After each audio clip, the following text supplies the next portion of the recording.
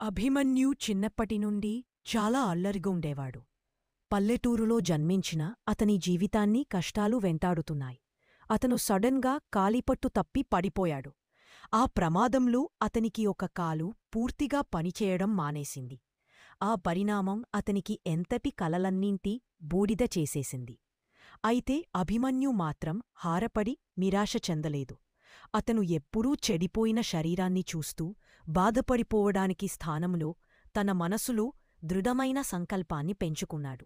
మిగిలిన తన శరీరాన్ని, తన మేధస్సును వినియోగించుకుని జీవితం ప్రారంభించాలనే లక్ష్యంతో ముందుకు సాగాడు. అతను చదువు కొనసాగించాడు, మరింత జ్ఞానం సాధించాడు. పల్లెపిల్లలకు సాయం చేయడానికి, విద్యను ప్రోత్సహించడానికి, అందరికీ ప్రేరణగా నిలిచేలా మారిపోయాడు. అతని నిర్ణయంతో నడిచిన దారిలో ఎలాంటి అడ్డంకులు అతన్ని ఆపలేదు. అతను ఎప్పుడూ నా దేహం నాకు నిరాకరించినా నా మనస్సు మాత్రం ఖచ్చితంగా నా గమ్యం చేరుకుంటుంది అని నమ్మేవాడు. ఇక ఎక్కడికైనా వెళ్లడానికి అతనికి సౌకర్యం లేని వాస్తవమున్నా అతను స్వంత యంత్రాన్ని రూపొందించుకున్నాడు. అది వాహనాన్ని అవుతున్నట్టు అతను సమాజానికి ఎంతో ఉపయోగకరం.